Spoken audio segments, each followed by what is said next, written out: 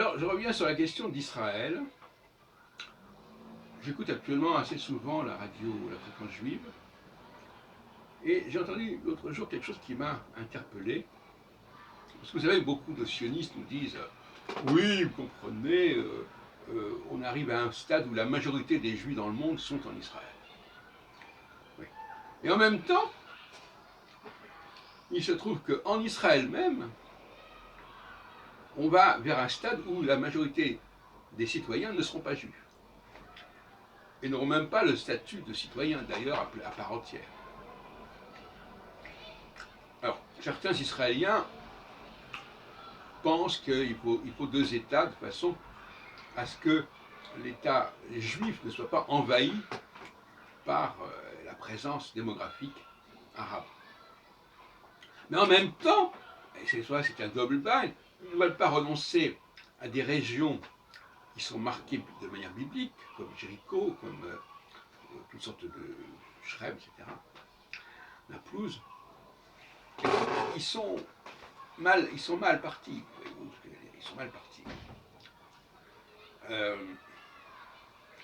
Et on voit bien ce qui se passe actuellement. Il y a une certaine crise politique en Israël actuellement, dans cette union nationale, parce que les gens ont des points de vue différents. Peu importe. Toujours est-il que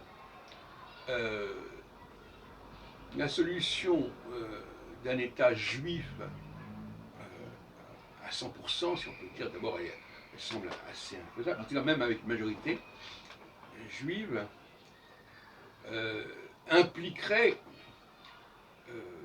la séparation entre deux États, ce qui a été voulu en 1947 par la déclaration du 29 novembre, où on avait prévu effectivement deux États. Ça s'est pas fait, ça s'est fait sans se faire, ça s'est fait d'une certaine manière, puisque la Jordanie a récupéré une partie des territoires à majorité arabo-musulmane. Et elle a gardé pendant une vingtaine d'années ces territoires avant la guerre des 6 jours. Donc il n'y a pas eu ces deux. Donc déjà, avant 67, il y avait déjà un statu quo. Moi je me souviens qu'en 67, moi je suis arrivé un peu après la guerre des 6 jours, enfin, il y avait un statu quo, c'est-à-dire que bon, depuis 20 ans, Jérusalem ouest-est n'était pas accessible, n'était pas dans l'État d'Israël. Il y avait des tas de villes bibliques qui n'étaient pas dans l'État d'Israël. Et on ne pourra jamais estimer pleinement l'impact de la guerre des 6 jours. Sur moi-même d'ailleurs, parce que j'ai été très marqué par cet événement, qui m'a perturbé dans mon cursus, quelque part. Mais d'une manière générale,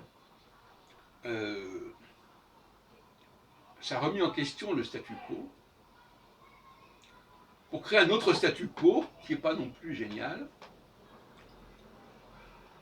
et aucun homme politique n'a trouvé la solution.